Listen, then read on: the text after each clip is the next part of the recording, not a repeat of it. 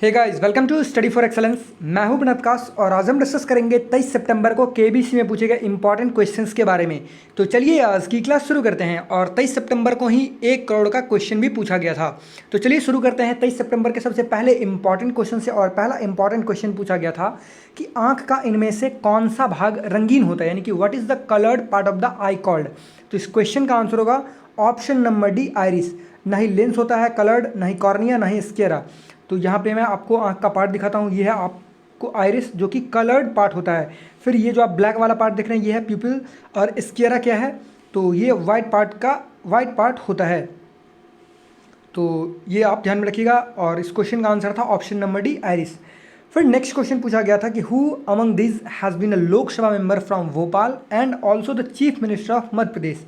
यानी कि इनमें से कौन भोपाल से लोकसभा सांसद और मध्य प्रदेश की मुख्यमंत्री भी रही हैं।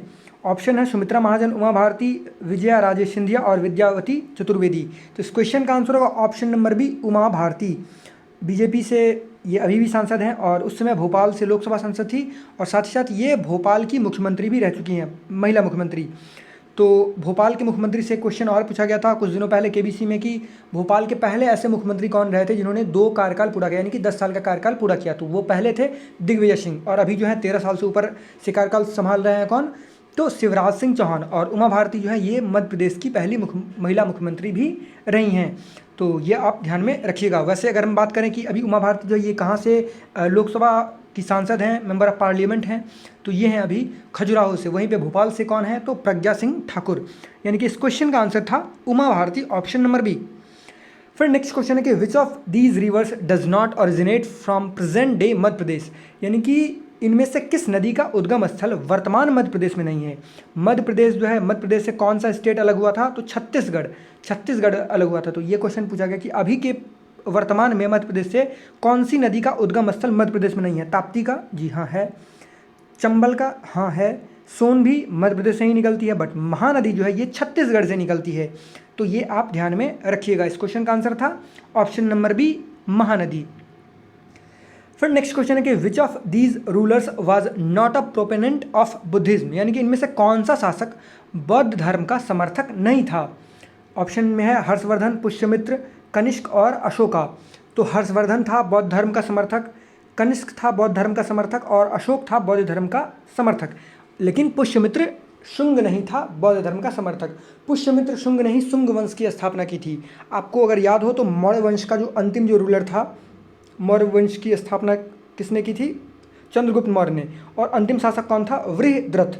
तो वृहद्रथ की हत्या करके, जो कि उसी का सेनापति था पुष्यमित्र, तो इसी ने पुष्यमित्र ने वृहद्रथ की हत्या करके शुंग वंश की स्थापना की। और इसी के शासनकाल में जो है अश्वमेध यज्ञ करवाया गया था पुष्यमित्र के शासनकाल में ही। तो ये ध्यान रखिएगा। इस क्वेश्चन का आंसर क्या है, पुष्यमित्र। ये हिंदुइज्म को फॉलो करता था। तो इस क्वेश्चन का आंसर क्या था, ऑप्शन नंबर बी। यहाँ पे आप देख सकते हैं तृतीय बौद्ध संगीति जो है 250 ईसा पूर्व पाटलिपुत्र में मोगलीपुत्र तिस की अध्यक्षता में तथा अशोक के शासनकाल में हुई थी। और अशोक ने जो है प्रचार प्रसार के लिए दूसरे देश में भी भेजा, बौद्ध धर्म के प्रचार प्रसार के लिए। फिर वहीं पे चौथी बौद्ध संगीति जो है ये कनिष्क के शासनकाल में हुई थी, कुंडलवन कश्मीर में। तो ये आप ध्यान में रखिएगा। और ये हर्षवर्धन जो था उसने जो है अपने शासनकाल में, जब वो राजा हुआ करता था, तब उसने जो है हत्याएं जो है, जानवरों की हत्याएं जो है वो भी बैन लगा दिया था। यानी कि ये भी एक बुद्धिज्म को फॉलो करता था। फिर नेक्स्ट क्वेश्चन है कि the Indian army had recently named one of its military firing range located in Gulmarg, Jammu and Kashmir after which Indian actress. यानी कि भारतीय सेना ने हाल ही में जम्मू और कश्मीर के गुलमर्ग में स्थित अपनी एक सैन्य फायरिंग रेंज का नाम किस भारतीय अभिनेत्री के नाम पर रखा था। प्रियंका चोपड़ा, दीपिका पादुकोण, विद्या बालन या फिर अनुष्का शर्मा। तो इस क्वेश्चन का आंसर होगा option number C, Vidya Balan. ये आई थिंक जुलाई की ही घटना है। यहाँ पर आप देख सकते हैं Vidya Balan firing range, Gulmarg Jammu and Kashmir में रखा गया है एक फायरिंग रेंज का नाम। फिर नेक्स्ट क्वेश्चन पूछा गया था कि which US president coined the term United Nations. बहुत बार क्वेश्चन पूछा गया एग्जाम में, ये क्वेश्चन बहुत बार पूछा गया है कि किस अमेरिकी राष्ट्रपति को यूनाइटेड नेशंस टर्म को गढ़ने यानी ईजाद करने का श्रेय दिया जाता है। यानी कि पहली बार यूनाइटेड नेशन टर्म को जो है किसके द्वारा क्वाइन किया गया था, ईजाद किया गया था। Harry Truman, Herbert Hoover, Calvin Coolidge या फिर फ्रैंकलिन डी रूजवेल्ट। तो इस क्वेश्चन का आंसर होगा option number D, Franklin D Roosevelt, जिनको कि आप इमेज में देख पा रहे होंगे। ये यूएसए के प्रेसिडेंट थे जिन्होंने ये टर्म यूनाइटेड नेशन का टर्म कॉइन किया था। यहाँ पे देख सकते हैं, the declaration bye United Nations contain the first official use of the term United Nations. The name United Nations was coined bye United states president Franklin D Roosevelt. ये United nation की website से ही मैंने cutout यहाँ पे लगा रखा है। फिर नेक्स्ट क्वेश्चन है कि which is the longest mountain range on earth, either on land और अंडर वाटर। अगर यहाँ पे डायरेक्ट रहता कि which is the longest mountain range on earth on land, तो फिर क्या होता, यहाँ पे फिर ऑप्शन आंसर हो जाता एंडीज़ पर्वत। एंडीज जो पर्वत श्रृंखला जो है, जो कि आपको साउथ अमेरिका कंटिनेंट में मिलती है, ये सबसे लंबी पर्वत श्रृंखला है। यहाँ पे ऊंची की बात नहीं की जा रही है। ऊंची सबसे ऊंची तो है सागरमठ, जिसे नेपाल में सागरमठ के नाम से जानते हैं, ये माउंट एवरेस्ट, ये ध्यान रखिएगा। लेकिन जो सबसे लंबी पर्वत श्रृंखला है, यानी कि उस पर बहुत सारे पर्वत, छोटे छोटे बड़े बड़े पर्वत हैं, तो वो है एंडीज़ पर्वत श्रृंखला। बट यहाँ पे क्या पूछा गया है कि ज़मीन पर या फिर पानी के नीचे मौजूद पृथ्वी की सबसे लंबी पर्वत श्रृंखला कौन सी है, तो तब इस क्वेश्चन का आंसर होगा mid ocean range. Mid ocean range. अब मैं आपको बता दूंगा कि जो आप इमेज में देख रहे हैं, ये है मिड ओशियन रेंज। ये जो है लगभग 60,000 किलोमीटर का है। आप इसी से अनुमान लगा सकते हैं कि एंडीज, यहाँ जो आप ये वाला जो पार्ट देख रहे हैं, ये यहाँ तक, यहीं तक जाता है, ये है एंडीज पर्वत श्रृंखला। और वहीं पे ये जो मैंने आपको पार्ट दिखाया, ये कौन सा, मिड ओशन रेंज। तो ये एक पर्वत श्रृंखला है धरती के यानी कि अंडर वाटर। फिर नेक्स्ट जो क्वेश्चन पूछा गया था, यही था 1 करोड़ का क्वेश्चन की, the royal ship Ganj e Sawai.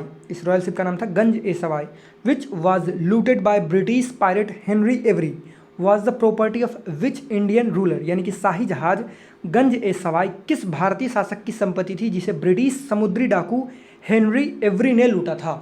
तो ये उस समय के काल की और बहुत समय के बाद भी जो है, ये सबसे बड़ी लूट की घटना मानी जाती है। तो इस क्वेश्चन का आंसर क्या था, इस क्वेश्चन का आंसर था ऑप्शन नंबर सी, औरंगजेब। ये औरंगजेब का एक रॉयल शिप था, जिस शिप का नाम क्या था, गंज ए सवाई, जिसको हेनरी एवरी ने लूटा था। फिर जो मैं ये क्वेश्चन बता रहा हूँ, ये 20 सितंबर को पूछा गया था। तो चलिए अब 20 सितंबर के क्वेश्चन को भी देख लेते हैं कि which traditional Char Dham site is located in the western most part of our nation. यानी कि वेस्टर्न मोस्ट पार्ट कौन सा हो गया, ये आपका हो गया, ये हो गया आपका ईस्ट, ये हो गया नॉर्थ, ये हो गया साउथ, और ये हो गया वेस्ट। तो वेस्टर्न मोस्ट पार्ट में कौन सा है, तो आपको पता है कि नॉर्थ में जो है वो कौन सा पार्ट है, बद्रीनाथ है। फिर पुरी जो है ये है ईस्ट में, फिर रामेश्वरम जो है ये साउथ में है, और द्वारका जो है ये वेस्टर्न मोस्ट पार्ट में है, गुजरात में। तो ये आप ध्यान में रखिएगा। यहाँ पे मैंने इसीलिए मैप भी लगा रखा है। यहाँ पे आप देख सकते हैं, यहाँ है बद्रीनाथ चारधाम जो है। वैसे उत्तराखंड का भी अपना चारधाम है, केदारनाथ, बद्रीनाथ, गंगोत्री, ये सब, यमुनोत्री। फिर यहाँ पे है पुरी, ये है रामेश्वरम, और ये है द्वारका। तो हम वेस्टर्न मोस्ट पार्ट की बात कर रहे थे, तो इस क्वेश्चन का आंसर था द्वारका। फिर नेक्स्ट क्वेश्चन है कि which combination of disease and specialist is the odd one out. यानी कि रोग और उसके विशेषज्ञ से संबंधित कौन सी जोड़ी सही नहीं है। यानी कि अगर किसी को भी ब्लड कैंसर होता है तो वो किसके पास जाएगा, हेमाटोलॉजिस्ट के पास, ये भी सही है। किसी को अगर कोई कैंसर होता है, या फिर यहाँ पे दिया हुआ है ब्रेस्ट कैंसर, तो वो किसके पास जाएगा, ऑन्कोलॉजिस्ट के पास।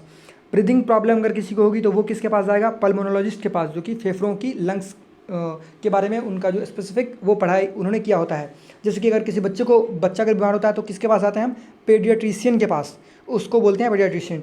फिर वहीं पे अगर किडनी में अगर कोई प्रॉब्लम है तो किसके पास जाएंगे, नेफ्रोलॉजिस्ट के पास, ना कि न्यूरोलॉजिस्ट के पास। न्यूरोलॉजिस्ट के पास तब जाएंगे जब ब्रेन में कोई प्रॉब्लम हो, ब्रेन से संबंधित कोई दिक्कतें हो, तब हम जाएंगे न्यूरोलॉजिस्ट के पास। तो इस क्वेश्चन का आंसर क्या था, ऑप्शन नंबर डी। तो ये एक और था। फिर नेक्स्ट क्वेश्चन है कि the central vista project aims to renovate and redeveloped 86 एकड़ of land in which city.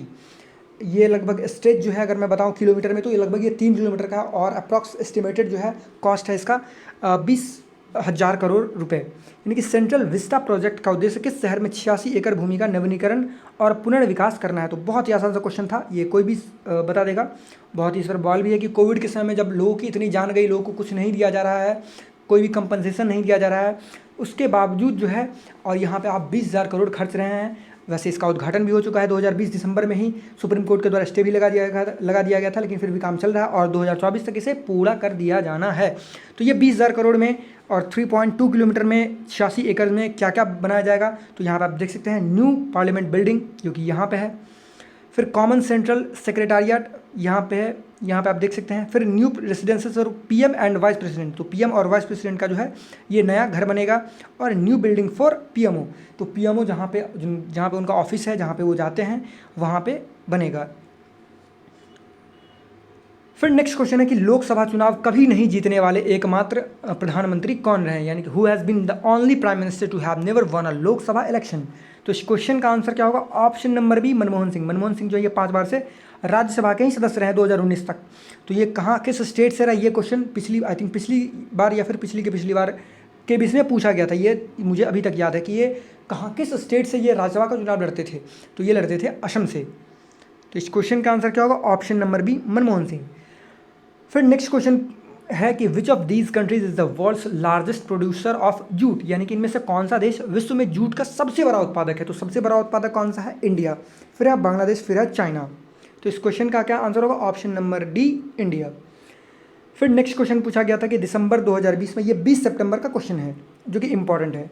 फिर इन दिसंबर 2020 विच cricketer won the sir Garfield Sobers award for male cricketer of the decade, यानी कि दिसंबर 2020 में किस क्रिकेटर ने दशक के आईसीसी पुरुष क्रिकेटर के लिए सर गारफील्ड पुरस्कार जीता, यानी कि 1 दशक का, यानी कि 10 साल के बीच का, 2010 से 2020 तक के सर्वश्रेष्ठ क्रिकेटर के रूप में किसे ये अवार्ड दिया गया, तो Virat Kohli. Option number A है इसका विराट कोहली। यहाँ पे देख सकते हैं sir Garfield Sobers award for male cricketer of the decade, Virat Kohli.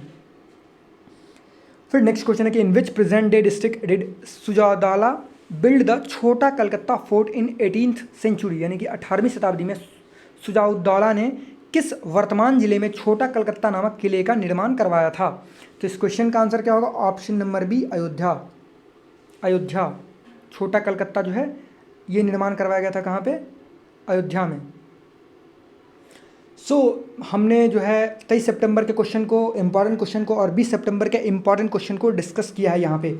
इसमें ऑडियो और वीडियो वाले क्वेश्चन इंक्लूड नहीं किए गए थे, और जो क्वेश्चन इम्पॉर्टेंट नहीं थे, जो कि एक तो इम्पॉर्टेंट नहीं थे कि वो एग्ज़ाम में नहीं पूछे जाएंगे, और एक उस तरह के भी क्वेश्चन होते हैं जो कि आपके जानने के लिए भी उतने इम्पॉर्टेंट नहीं हो, कुछ जो जिस क्वेश्चन का आंसर आपको पता ही हो या फिर एक नॉलेज वाली बात हो, लेकिन ये यहाँ पे मैं उस क्वेश्चन को रखने की कोशिश करता हूँ जो कि आपके जानने के लिए भी इम्पॉर्टेंट हो, या फिर जो लोग एग्ज़ाम के प्रिपरेशन कर रहे हैं उनके लिए भी इम्पॉर्टेंट हो, उनको भी कुछ हेल्प मिले इस वीडियो से। अगर आपको ये वीडियो अच्छा लगा हो तो प्लीज़ वीडियो को लाइक कीजिएगा, वीडियो को शेयर कीजिएगा, और हमारे चैनल स्टडी फॉर एक्सेलेंस को सब्सक्राइब कीजिए, जिससे आपको आने वाली वीडियो मिलती रहे। Thanks for watching.